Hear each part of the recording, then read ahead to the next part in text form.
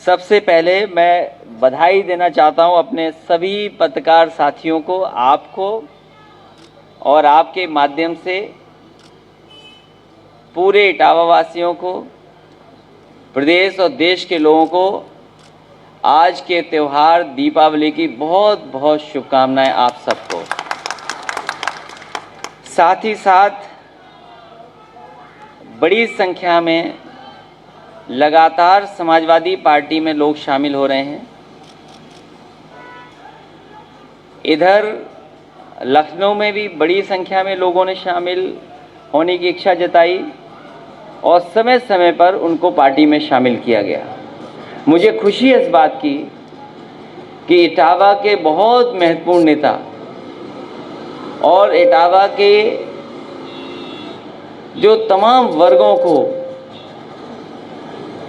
जिन्हें आज़ादी के बाद जो सम्मान मिलना चाहिए था नहीं मिल पाया, उनके बीच लगातार काम करते रहे,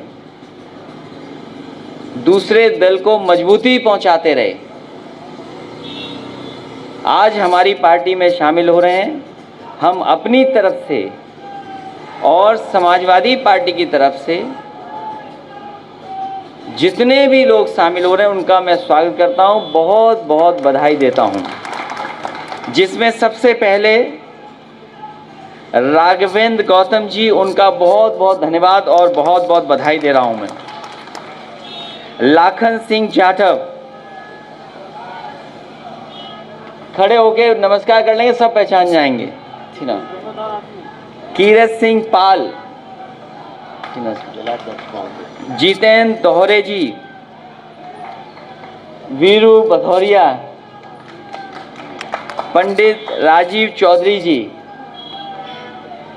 लक्ष्मी चंद जाटव जी, राजीव बाथम जी, सत्यनारायण तिवारी जी, अनिल गौतम जी, अजय जाटव जी, सूर्य प्रताप सिंह पाल जी,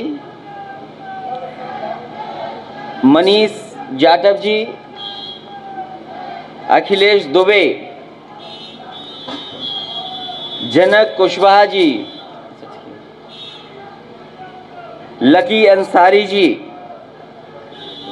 साजिद खां साहब, यतेंद्र दोहरे जी, देवेंद्र दोहरे जी, सुबोध जाटव जी, रोहित जी, अश्वनी जी, संदेश भट्ट त्रिपाठी जी, मोहम्मद इमरान ठाकुर, जितेंद्र तोमर जी और सर्वेश गौतम जी। मैं सभी साथियों का जो दूसरे दल को छोड़ करके आज समाजवादी पार्टी में शामिल हो रहे हैं, मैं सभी का स्वागत करता हूं, बहुत बहुत बधाई देता हूं। और हमें उम्मीद है कि समाजवादी पार्टी का जो आंदोलन है, समाजवादी पार्टी के जो कार्यक्रम रहे हैं, जो रास्ता डॉक्टर भीमराव अंबेडकर जी ने दिखाया, जो रास्ता डॉक्टर राम मनोहर लोहिया जी ने दिखाया और तमाम समाजवादी लोग उस आंदोलन को लेकर के आगे चले और नेताजी ने जो आंदोलन आगे बढ़ाया, उसी आंदोलन को आगे बढ़ाने के लिए एकजुट हो रहे हैं, हमारा सहयोग करने आए हैं। मैं उनका बहुत बहुत हमेशा आभारी रहूँगा। जहाँ तक इटावा का सवाल है, मैं अपने गुरुजी को देख रहा हूँ सामने। मुझे नहीं पता था कि गुरुजी यहाँ आ जाएंगे, तो गुरुजी ने हमेशा आशीर्वाद दिया और उस समय जब बहुत कम पढ़ाई में जानकारी थी, मैं समझता हूँ गुरुजी ने ही गुरु बन करके हम लोगों को पूरी शिक्षा दी, जिसका परिणाम आज आप दिखाई दे रहा है सामने।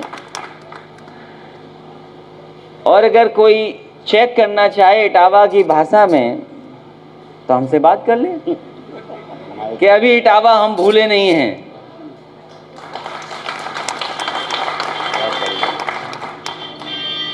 अगर आप में से कोई चाहे तो बात कर सकता है।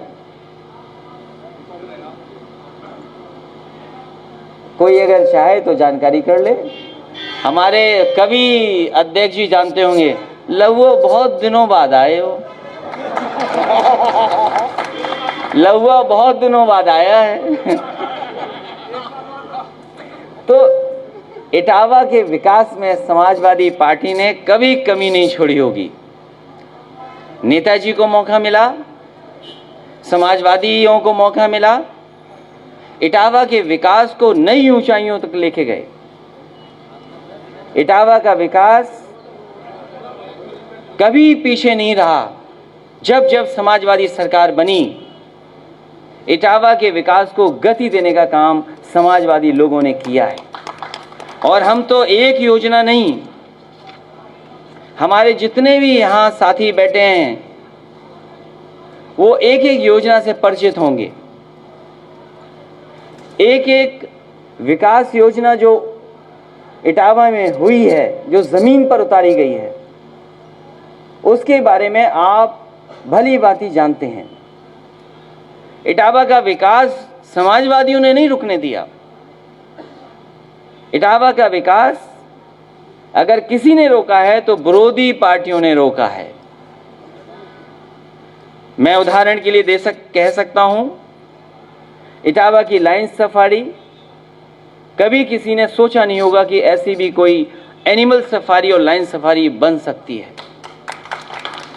आज न केवल उत्तर प्रदेश की पहचान है, जिस समय इटावा के शेर उसके अंदर आ जाएंगे, इटावा के बब्बर शेर जो बना है उनका जोन उसमें आ जाएंगे, तो न केवल उत्तर प्रदेश बल्कि देश की सबसे शानदार और सबसे अच्छी लाइन सफारी दिखाई देगी। लाइन सफारी आपके सामने उदाहरण है।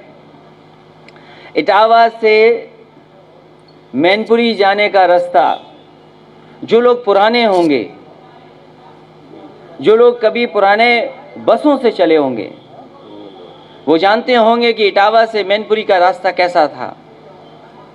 जो लोग इटावा से मैनपुरी बस से जाते होंगे उन्हें पता होगा कि अंग्रेज़ों के ज़माने का लोहे का एक पुल था।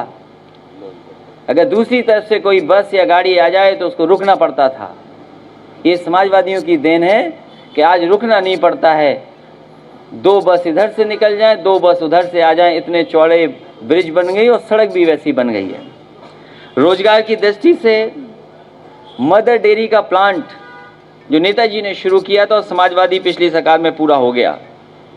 मेडिकल यूनिवर्सिटी जो सैफई में बनकर के तैयार हो गई, तमाम पर्यटक सुविधाएं देने का काम समाजवादी सरकार में हुआ, जो पर्यटन को बढ़ावा दे रही है।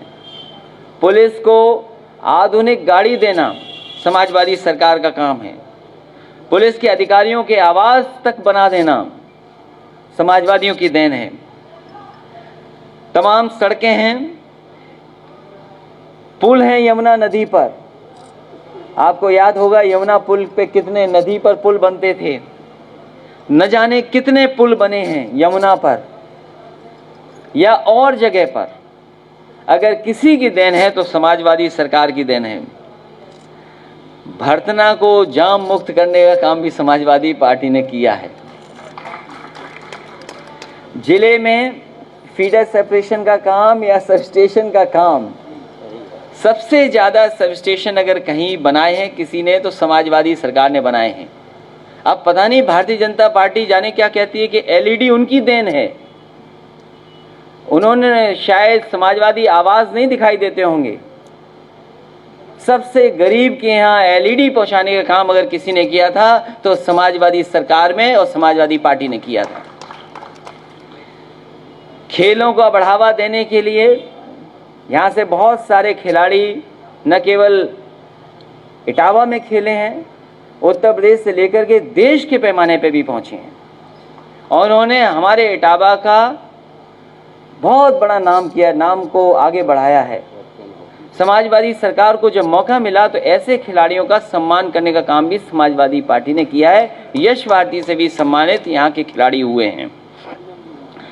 जो स्टेडियम बने हैं, इटावा में बने, सैफई में बने। कभी कभी ये होता था, इटावा के लोग कहते थे कि सब सैफई चला जा रहा है, लेकिन कम से कम अब इटावा में भी स्टेडियम है। और मुझे याद है जिस समय मैंने एस्ट्रोटर्फ का उद्घाटन किया था,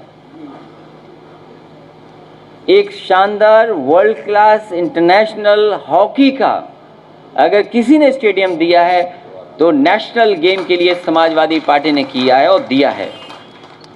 विकास भवन का ऑडिटोरियम, पुलिस लाइन में मीटिंग हॉल, जिला अस्पताल में न जाने कितने बेड बढ़ा दिए, और जेल से लेकर के न जाने कौन सी सुविधाएं दे दी हैं। जो लोग जेल होके आए होंगे वो जानते होंगे जेलों में कितनी असुविधा है, और जेल में कैसे लोग रह रहे हैं या कैदी कैसे रह रहे हैं।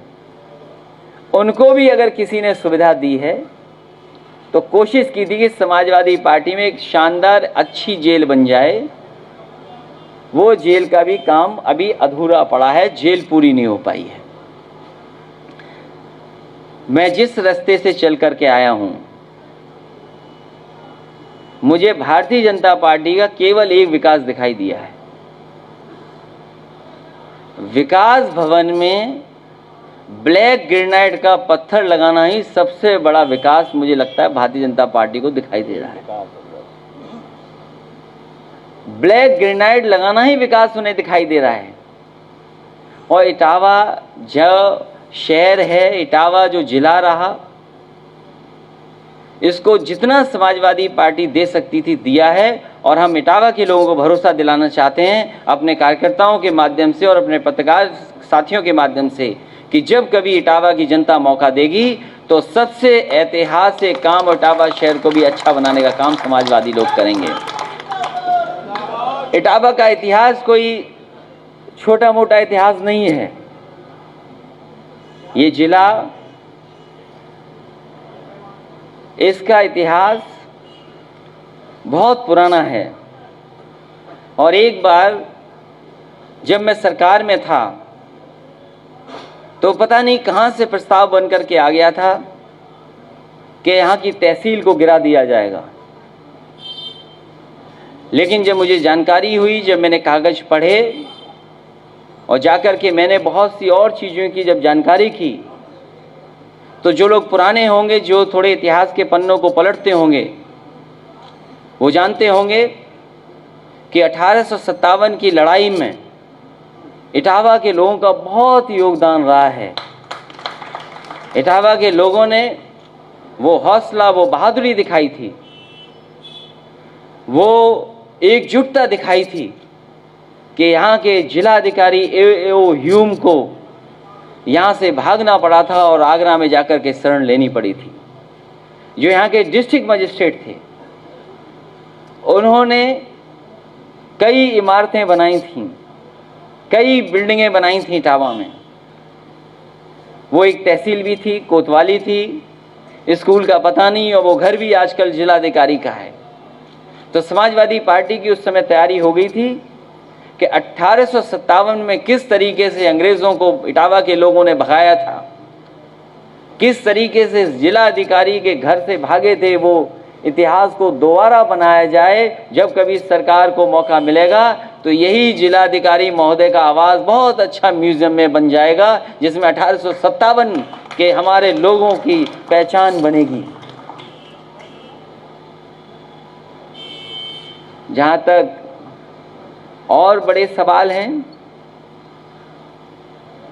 विकास को लेकर के, मुझे कोई भारतीय जनता पार्टी का बड़ा विकास नहीं दिखाई दे रहा है। अगर कोई विकास हुआ है तो विकास हुआ है उनका भ्रष्टाचार का और अन्याय का। भ्रष्टाचार और अन्याय का सबसे ज्यादा विकास अगर किसी सरकार में हुआ है तो वो भारतीय जनता पार्टी की सरकार में हुआ है। और एक उदाहरण नहीं है अन्याय के, न जाने कितने उदाहरण दिए जा सकते हैं अन्याय के। सबसे ज्यादा झूठे मुकदमे लगाना, सबसे ज्यादा अन्याय होना, सबसे ज्यादा अपमानित करना। कब कोई कल्पना कर सकता है कि पुलिस किस तरीके से 9 साल की बेटी के साथ व्यवहार करेगी? जो घटनाएं हो रही बलात्कार की, छेड़खानियों की, वो अलग घटनाएं हैं। उत्तर प्रदेश आंकड़ों में आगे जा रहा है। जो व्यवस्था की थी पुलिस को अच्छा बनाने की, पुलिस को बेहतर करने की, वो व्यवस्थाएं तो खत्म हुई हैं। लेकिन अन्याय देखिए, बताइए बुलंदशहर में किसी ने अगर पटाखे का ठेला लगा दिया, कोई दुकान लगा दी, तो पुलिस इस तरीके से अपमानित करेगी। ये तो एक उदाहरण है, न जाने कितनों को अपमानित होना पड़ा। इसलिए लोक भवन इसलिए नहीं बना था कि कोई सरकार का वहां बैठे और अपमानित करे। अगर कोई ऐसा है जो अपमानित कर रहा है, जनता को दुख दे रहा है, तकलीफ दे रहा है, जनता को जब मौका मिलेगा तो उस व्यक्ति को लोक भवन से बाहर कर देगी। ये भी जनता की ताकत है लोकतंत्र में। जहां तक इनकी योजनाएं हैं, अब पता नहीं कौन सी योजना इनकी चल रही है। हमारी बहनों को समाजवादी सरकार में लैपटॉप भी मिल जाता था और कन्या विद्याधन भी मिल जाता था। इनकी जो कन्या सुमंगला योजना है, हमें नहीं लगता हमारी बहनों को दे पा रही हैं लोग। पता नहीं किसको दे रहे हैं, कहां जा रही है पता नहीं। शौचालय कहां बने हैं, सुना है कि सर्टिफिकेट मिल गया था ओडीएफ का। हमें तो कई जिलों की जानकारी है जहां जिलों को ओडीएफ कर दिया गया। जब जांच हुई तो पता लगा कि वहां शौचालय है ही नहीं, तो ओडीएफ कैसे घोषित कर दिया। बिजली की समस्या का आपको पता ही है। जब यहाँ के जनप्रतिनिधि, सरकार के जनप्रतिनिधि ये कहने लगे कि धान की फसल की कोई कीमत नहीं मिल रही किसान को, लूट हो रही, हमें बताओ, यही सरकार कहती थी कि किसानों को हम इतना मदद करेंगे कि उनकी आय दोगुनी हो जाएगी। हम जानना चाहते हैं सरकार से कि आखिरकार किस किसान की आय दोगुनी की है आपने। धान की फसल चली गई, खत्म होने वाली है, बताओ आपने धान किस कीमत खरीदा है। यहां जितने लोग खड़े हैं सब पे खेती है, सबने धान बेचा होगा। कोई हमें बता दे क्या कीमत मिली है जो सरकारी तय था सरकार की तरफ से मिलने का, क्या किसान को मिला है उतना पैसा। और फिर महंगाई कितनी बढ़ गई, आप बताइए। डीएपी खाद और डीजल की महंगाई बढ़ी कि नहीं बढ़ी। बिजली की कीमतें क्या पहुंच गईं। इसका कोई दोषी है तो वो भारतीय जनता पार्टी दोषी है। इसलिए समाजवादियों की कोशिश रहेगी कि लोगों को लगातार जोड़ें। आज मुझे खुशी है इस बात की कि बहुजन समाज पार्टी के और कांग्रेस के और अन्य दल से छोड़ करके जो समाजवादी पार्टी में शामिल हुए हैं, हमारी पार्टी की ताकत बढ़ेगी। और आज जो हमारी दाईं तरफ बैठे हैं बहुत सारे साथी हैं, परिचय भी हुआ है। ये समाजवादी साथी बहुत महत्वपूर्ण नेता जो सामने बैठे हैं उनसे भी परिचय हुआ है। हमें उम्मीद है कि हम सब मिल कर के एक साथ खड़े होकर के समाजवादी पार्टी को इटावा में बहुत ऐतिहासिक जीत दिलाएंगे। और हमें भरोसा ही नहीं है, आज हमें पूरा पता लग गया है, पूरा पता लग गया है इन लोगों के आ जाने से समाजवादी पार्टी में बड़ी संख्या में लोग जुड़ेंगे।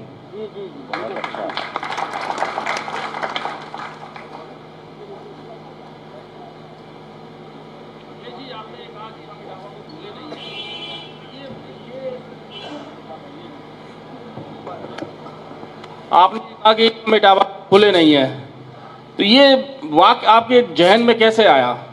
क्योंकि इटावा केवल लाइन सफारी देखने आता था, आप लोगों को नहीं देखता था मैं। नहीं ऐसा नहीं है, हम लोग अगर लाइन सफारी अध्यक्ष जी 22 में चुनाव आपकी 22 की ला रही, कोई राजनीतिक गठबंधन।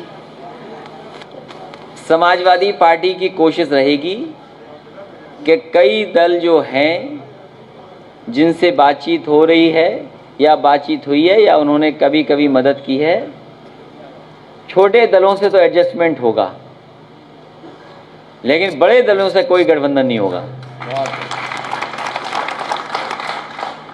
में आपके यहाँ से जो पार्टी निकली उससे भी हो सकता है। आप बिल्कुल साफ पूछो ना, आदि घुमा के क्यों पूछते हो। पार्टी से नहीं, एकदम सीधा पूछिए सवाल, माइक लगा के सीधा पूछिए। प्रगतिशील समाजवादी पार्टी से भी गठबंधन की संभावना है। मैंने आपसे कहा, मैंने लखनऊ में भी कहा, कई प्रेस के कार्यक्रम हुए उसमें भी कहा, समय समय पे लोगों ने कहा कि उस पार्टी को भी एडजस्ट करेंगे। जसवंत नगर उनकी सीट है, समाजवादी पार्टी ने वो सीट उनके लिए छोड़ दी है और आने वाले समय में उनके लोग मिलें, सरकार बनाएं, उनके नेता को कैबिनेट मंत्री भी बना देंगे। और क्या एडजस्टमेंट चाहिए? Very thank you. बहुत धन्यवाद आपका, सही सवाल पूछ लिया आपने। क्या गोलमोल घुमा के पूछते रहते आप? इतनी उम्र और अनुभव के साथ गोलमोल बात कर रहे थे।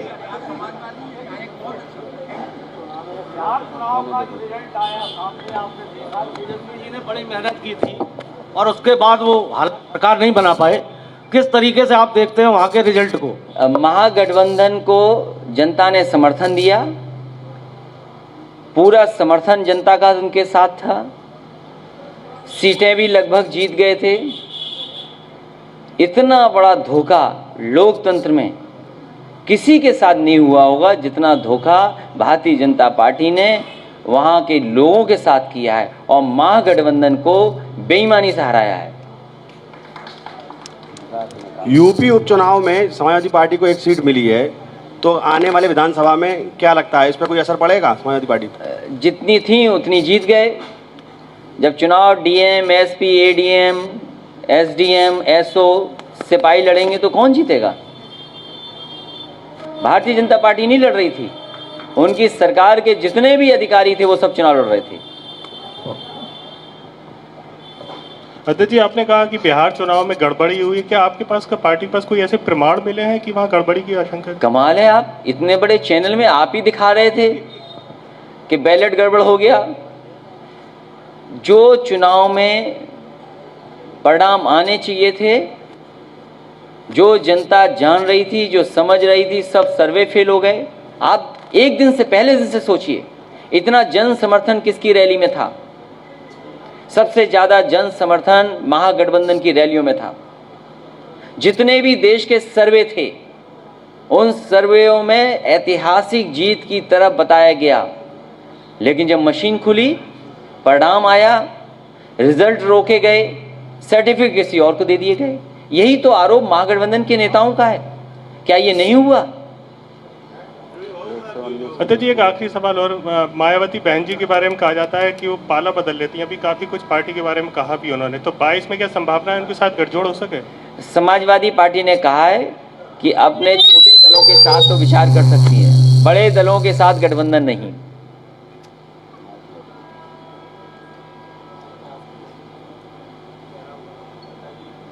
हेलो नेताजी, 2022 ब्राह्मणों का विशेष आशीर्वाद आपको मिलने वाला है, इस पर क्या कुछ कहेंगे? समाजवादी पार्टी हर वर्ग से समर्थन मांग रही है और हर वर्ग के लोग समाजवादी पार्टी से जुट रहे हैं और मेरा सभी से अपील है और निवेदन भी है कि समाजवादी पार्टी विकास के रास्ते पर और जो विकास किया उसका समर्थन करें।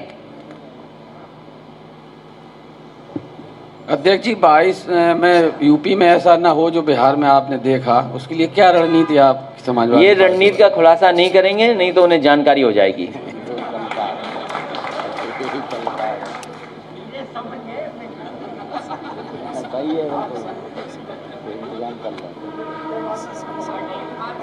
एक माइक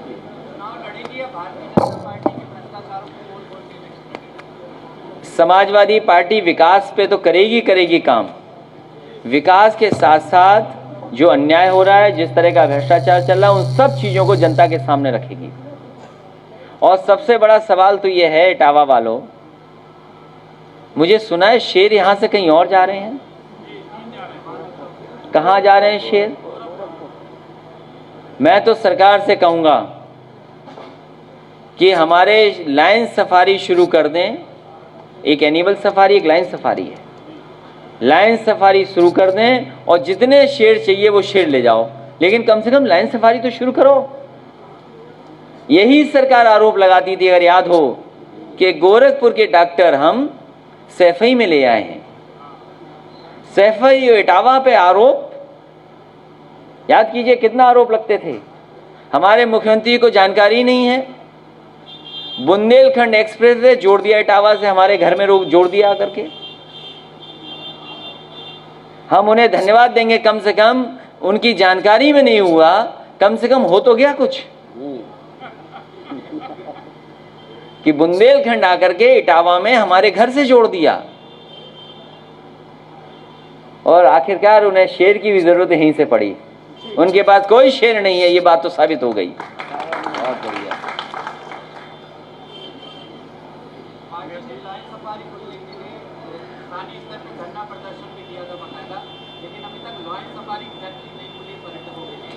केवल लायन सफारी, एनिमल सफारी नहीं खोली है। वो जानते हैं कि जैसे ही लायन सफारी खुलेगी, समाजवादी पार्टी की तारीफ लोग करेंगे, वाहवाही होगी कि देखिए कैसा काम हुआ है। और आपसे अच्छा कौन जानता है? आपसे अच्छा कौन जानेगा? कोई अगर आया होगा लायन सफारी और अगर आपने माइक उसके सामने लगा दिया होगा तो उसने बात खत्म बिना तारीफ के नहीं की होगी। सत्यता यही है, ये आप सब जानते हो ये बात। तो वो जानते हैं कि अगर लायन सफारी खोल दिया तो इटावा के लोग पूरा वोट समाजवादी पार्टी को दे देंगे, इसलिए नहीं खोल रहे जानबूझ करके। जिस लायन सफारी से रेवेन्यू मिलने लगे, जिस सफारी का मुनाफा होने लगे, ऐसे सरकार के कितने विभाग हैं जो मुनाफे में हैं? ये विभाग मुनाफे का है, तो बताइए उसमें भी धोखा कर रहे हैं ये लोग। और इसीलिए नहीं शुरू कर रहे हैं क्योंकि इसमें तारीफ समाजवादियों की होगी कि समाजवादियों ने कितना अच्छा काम किया। और समाजवादी सरकार बनेगी तो जो हमारे वॉकर्स हैं या जो साइकिलिस्ट हैं, सुरक्षा का अच्छा इंतजाम करके सुबह अगर उसमें साइकिल चलाने जाना चाहेंगे और वॉक करने जाएंगे तो समाजवादी पार्टी की सरकार उसको खोल देगी जनता के लिए। बाकी शेर और जानवर पैसे से देखें। और आपको पूछना चाहिए सरकार से, कम कम एक आध जानवर ही बढ़ा देते वहां पर, क्यों जानवर नहीं बढ़ाया?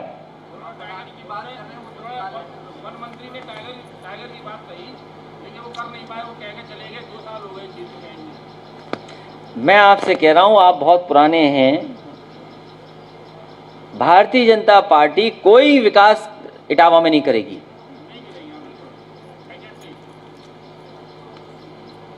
और अगर कोई विकास हो भी रहा होगा तो उसको रोक देगी। आज इटावा और आसपास के लोगों को सबसे बेहतर अच्छा इलाज सैफई में मिल रहा था।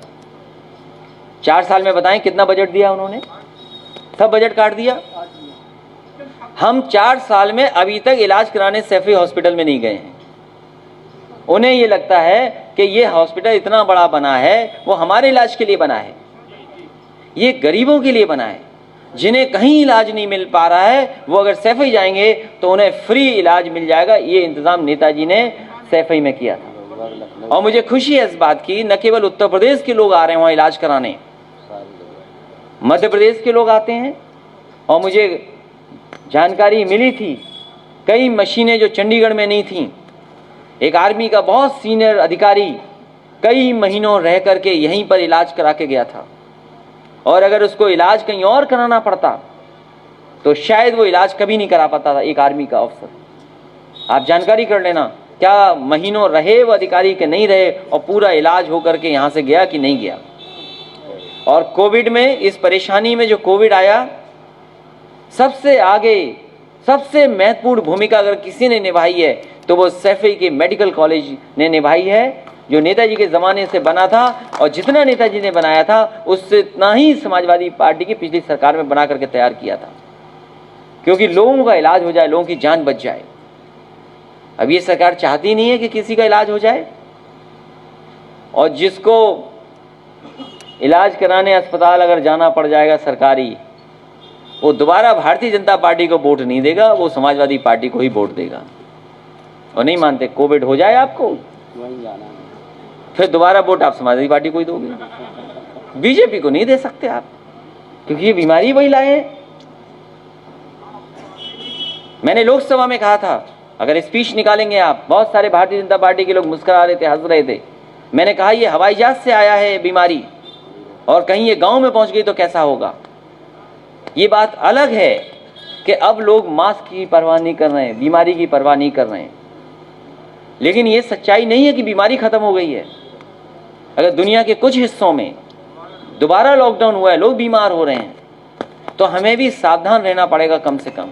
और ये मास्क हम इसलिए भी लगा रहे हैं कि हम अपने आप को सुरक्षित रखें और दूसरे से सुरक्षित रहें, और कहीं हम अगर बीमार हैं तो दूसरे को बीमारी ना हो जाए, इसलिए हम मास्क पहन रहे हैं। तो कम से कम सरकार को साफ करना चाहिए कि बीमारी है कि नहीं है, जब दुनिया के दूसरे हिस्सों में आ रही है। सरकार तो कह रही है कि no test no covid, test करना नहीं बंद कर दिया होगा, जैसे नौकरी देना बंद कर दिया वैसे ही टेस्ट कराना बंद कर दिया इन्होंने। अखिलेश जी, मेरा सवाल है आपसे, आपने नौकरी की बात की। उत्तर प्रदेश में वर्तमान सरकार बैकडोर से नौकरियां दे रही है, बिना विज्ञप्ति निकाले भर्तियां चल रही हैं, बीजेपी अपने चहेतों को भर्ती करवा रहे हैं, लेकिन बेरोजगार की भावनाएं जो हैं उनको कुचला जा रहा है, क्या कहेंगे आप? ये 2020 में कोविड आया है, 2021 तक ठीक होगा और 22 में एकदम खुशहाली आ जाएगी, इसलिए 22 तक इंतजार करिए आप। सब कुछ 22 में ठीक होगा, उससे पहले आप उम्मीद मत करिए कुछ ठीक कर देंगे ये लोग। 22 में सब ठीक होना है, विकास के रास्ते पे चलना है, और किसानों के अभी सबसे ज़्यादा अगर भला कोई करेगा तो समाजवादी सरकार 2022 में करेगी। मेरा अगला सवाल है अखिलेश जी, केंद्र सरकार किसान बिल लाई, पूरे देश में किसानों ने विरोध किया, किसानों की आय को दुगना करना चाह रही थी सरकार। उत्तर प्रदेश में जो किसानों की बदहाली है, शायद आपने कल, आप जब औरैया से आ रहे थे, मैं भी रास्ते में था, आप देखते आ रहे थे सड़क के किनारे धान पड़ा हुआ है। इस बदहाली को जब आपकी सरकार बनेगी तो आप इसको कैसे दूर करेंगे? ये जो कानून आया है और इसके साथ साथ जो कानून बने हैं, ये किसानों को बर्बाद कर देगा। ये जो कानून बने हैं इससे किसान बर्बाद हो जाएगा। और याद कीजिए, मैंने ये कहा था कि भारतीय जनता पार्टी की सरकार की तैयारी है कि किसानों की खेत की मेड़ तोड़ दें। और वहीं राज्यसभा में आदरणीय प्रोफेसर राम गोपाल जी ने कहा था कि ये जो कानून आया ये डेथ वारंट है। समाजवादी पार्टी की कोशिश थी और प्रयास चल रहा था कि किसानों को उनकी आय भी बढ़े और जो सरकार तय करती है एमएसपी वो भी उन तक पहुंच जाए। इसके लिए लगातार मंडियों को बेहतर कर रहे थे। अगर एक्सप्रेसवे के किनारे जाएंगे आप तो मैनपुरी में जितनी समाजवादी सरकार में बनी थी मंडी उतनी बनी छूट गई। इसी तरह आलू के लेकर के एक बहुत बड़ी मंडी बन रही थी, वो कन्नौज में थी, वो भी उतना ही काम छूट गया। लखनऊ में भी मंडी बन रही थी, वैसी की वैसी छूट गई। औरैया में मंडी का सुधार क्या कर सकते थे वो भी किया, इटावा की मंडी का सुधार किया, और क्या सुविधा दे सकते हैं वो भी सुविधा देना शुरू हो गया था। लेकिन सब सुविधाएं भारतीय जनता पार्टी ने छीन ली हैं। हम भारतीय जनता पार्टी के लोगों से कहना चाहते हैं और पूछना चाहते हैं, आप कहते हैं कि वो दुनिया की सबसे बड़ी पार्टी है, उन्होंने एक मिस्ड कॉल नंबर बनाया, कहा कि जिसको सदस्य बनना है हमारे मिस्ड कॉल करिए और सदस्य बन जाइए हमारी पार्टी का। हम उसी मिस्ड कॉल पार्टी से पूछना चाहते हैं, हमारा किसान किस फ़ोन पर मिस्ड कॉल दे जिससे कि उसकी आय दोगुनी हो जाए और एमएसपी मिल जाए। हमें भारतीय जनता पार्टी वाले बताएं कि वो फ़ोन नंबर कौन सा है जिस पर मिस्ड कॉल किसान कर दें और हम नौजवान नौकरी मांग लें उनसे। अखिलेश जी, मेरा सवाल आपसे फिर वही है, मैंने आपसे ये पूछा कि अगर आपकी सरकार आएगी तो किसानों को आप कैसे राहत देंगे? मैंने आपको बताया कि जो मंडियां बनी हैं और जो सुविधाएं दे सकते हैं किसानों को वो देंगे। अब ये जानना चाहते हो कि हम क्या करेंगे? हम जो बोल देंगे वो भारतीय जनता पार्टी ने कर दिया तो उसका क्या करोगे तुम? हम आवाज़ उठा रहे हैं कि एमएसपी दीजिए, खजाना है आपके पास पैसे, क्या दिक्कत है? हम एक ही उदाहरण देंगे आपको। जिस समय चीनी मिलों को घाटा हो रहा था और चीनी मिलें तैयार नहीं थीं, चीनी मिलें इस बात के लिए तैयार नहीं थी कि किसानों को जो गन्ने की है वो कीमत मिल जाए। आप याद कीजिए 2016 का बजट और उससे पहले का बजट और सप्लीमेंट्री बजट, उसमें किसान को पैसा देने के लिए 2000 करोड़ रुपए सरकार ने दिए थे कि किसानों का गन्ने का भुगतान हो जाए। तो 2000 करोड़ सरकार ने दिए थे। उनके जो को जनरेशन था, क्योंकि उससे उनको बिजली बेचते, सरकार से कुछ पैसा कमाते, तो वो भी पैसा कहा गया था कि जिन किसानों का गन्ने का भुगतान करेंगे उसी का सरकार पेमेंट करेगी। मुझे खुशी है इस बात की कि उस समय किसानों को बढ़कर के गन्ने का मूल्य मिला। हर साल गन्ने के पैसे बढ़ाए गए, 40 रुपए बढ़ाया गया और गन्ने का बकाया नहीं छूटने दिया। तो इसी तरह समाजवादी सरकार बनेगी, चाहे गेहूं हो, धान हो, मक्का हो, सरसों हो। और दूसरा उदाहरण मैं दे दूं आपको, और जो कभी कभी घर में आप शौक से टीवी का एडवर्टाइजमेंट देख करके एडिबल ऑयल खरीद लेते हो जिससे खाना बना लेते हो, और कहा जाता है कि इस एडिबल ऑयल के खाने से अगर पूड़ी बनेगी या कोई खाना बनेगा तो आप स्वस्थ रहेंगे। क्योंकि मैं कंपनियों के नाम नहीं बोलना चाहता हूं। वो कौन से एडिबल ऑयल हैं? क्या हमारा सरसों का तेल खराब है? क्या हमारे गांव का घी खराब है?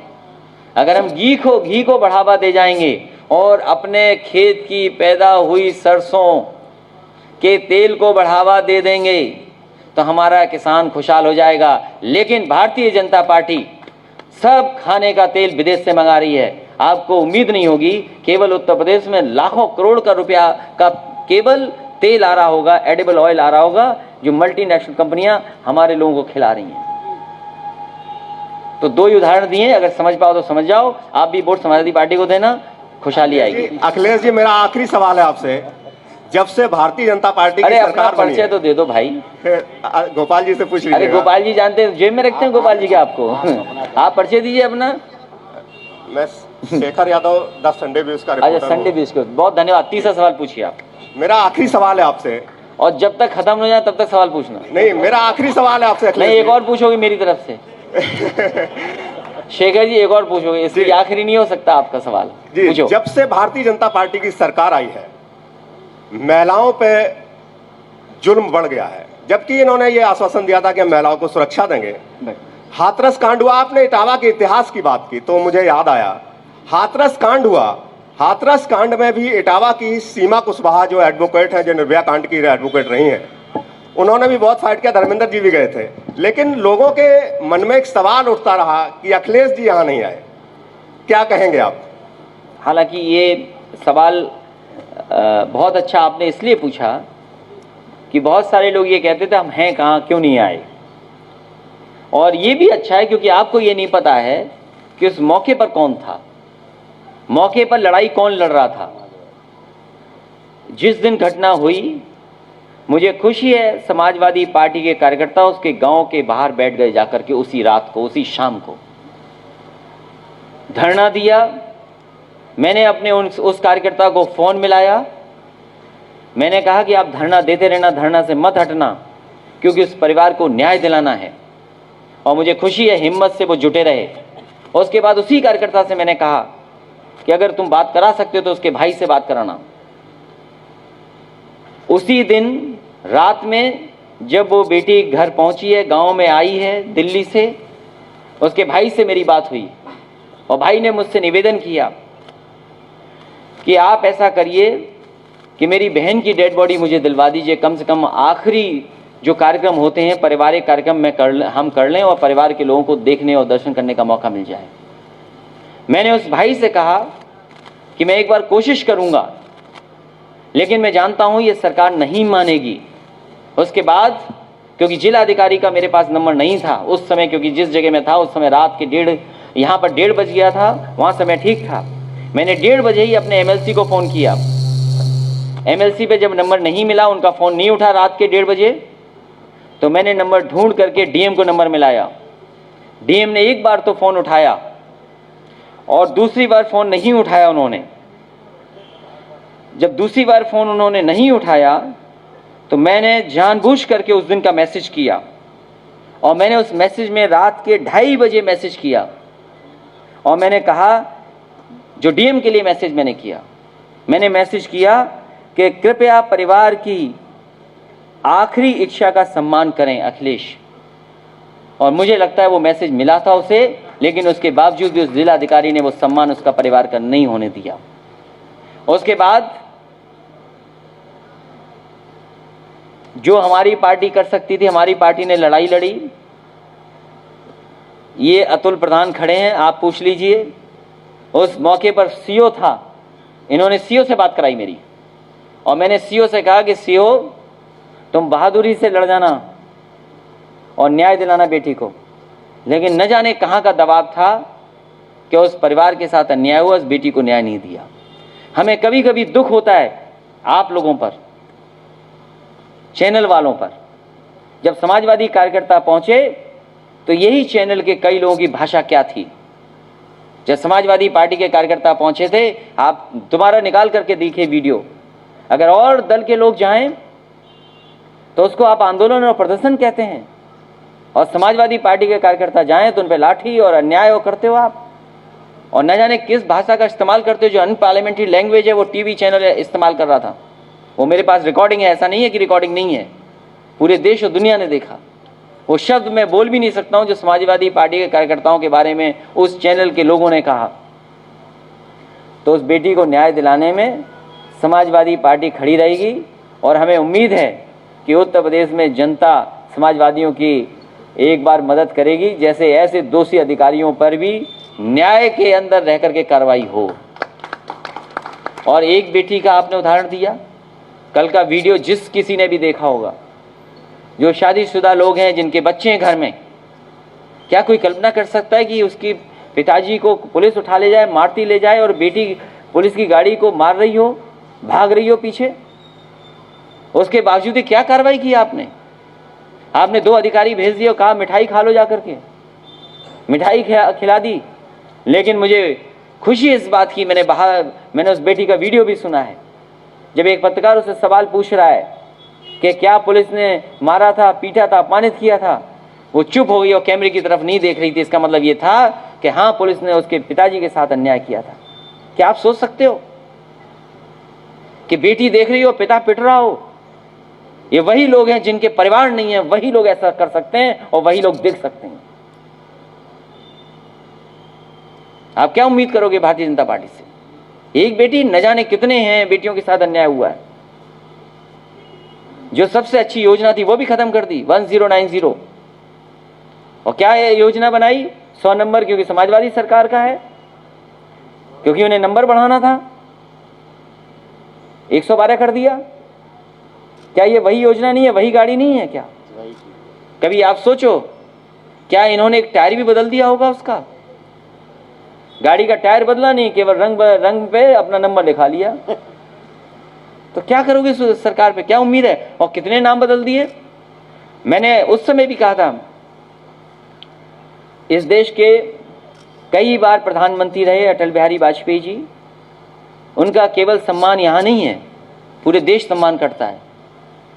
जब वो समाजवादी पार्टी का सरकार का बना हुआ स्टेडियम, उसका नाम बदल रहे थे, वो भगवान विष्णु के नाम पर था, उसका नाम बदल रहे थे, उस समय भी मैंने कहा। जब लोक भवन में प्रतिमा लगा रहे थे, उस समय भी मैंने कहा वो रहने वाले बटेश्वर के थे। कम से कम बटेश्वर में ऑक्सफोर्ड जैसी, कैम्ब्रिज जैसी यूनिवर्सिटी तो बना देते। क्या पैसे की कमी है दिल्ली सरकार को? क्या पैसे की कमी है उत्तर प्रदेश की सरकार को? सब नोटबंदी से तो पैसा इकट्ठा कर लिया है। कोई कमी हो तो बताओ। लेकिन क्या मिला बताइए आप? क्या बटेश्वर को मिला कुछ? तो जो अपने नेता का सम्मान न करते हों, उनसे क्या उम्मीद करोगे आप?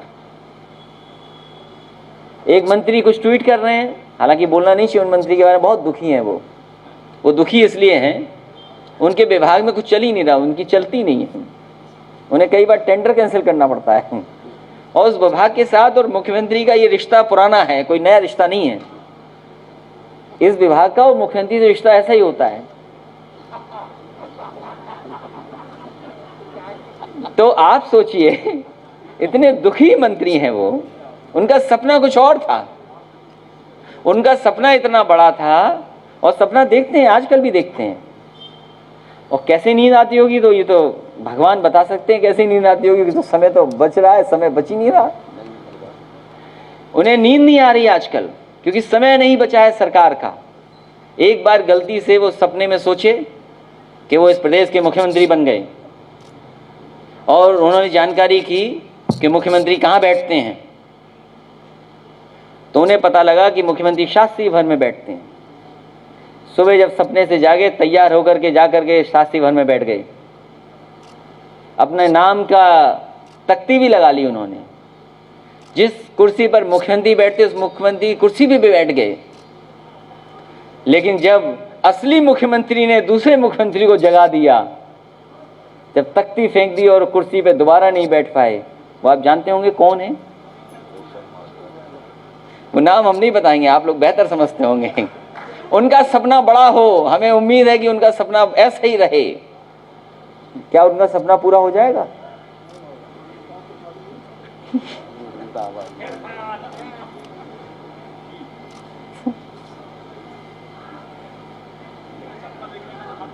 नहीं, सपना देखिए, किसने मना किया? जब तक सपने नहीं देखोगे तो बड़ा काम नहीं कर पाओगे। हम तो ये कहते हैं कि सपना देखने से केवल पूरा नहीं होगा, इसलिए जनेश्वर मिश्र जी को याद कीजिए, जितना बड़ा सपना देखो उससे ज्यादा संघर्ष के लिए तैयार रहो। बहुत बढ़िया। तो अगर वो बनना चाहे, अपना सपना पूरा करना चाहे, तो अभी भी करने को तैयार है वहां लोग, कर ले सपना पूरा, हिम्मत तो जुटाएं।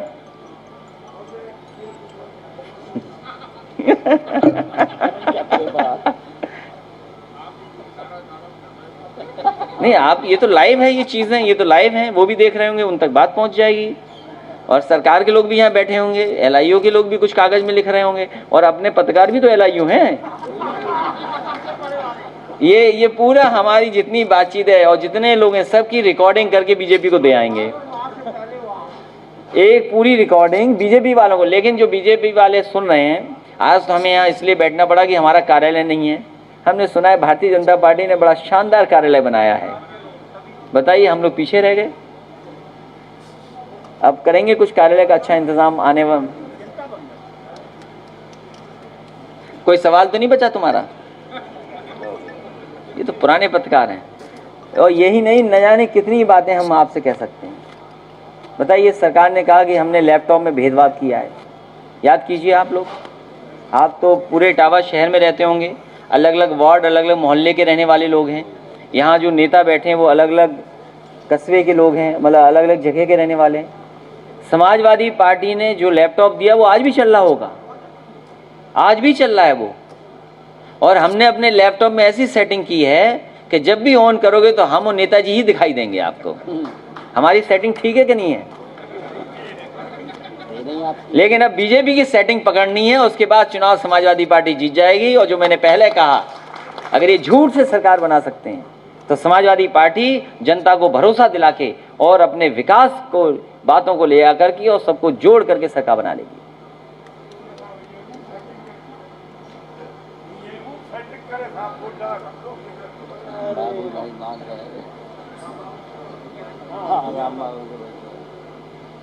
श्याम बाबू नहीं, आते रहेंगे और लगातार बातचीत करते रहेंगे। लगातार हर जिले में इसी तरह अपनी समाजवादी सरकार के जो काम है वो याद दिलाते रहेंगे, क्योंकि हमारे कार्यकर्ता जाने, आप लोगों के माध्यम से जनता तक बात जाए कि कम से कम, और बीजेपी वाले जाग जाएं कि भाई कुछ काम तो कर लो।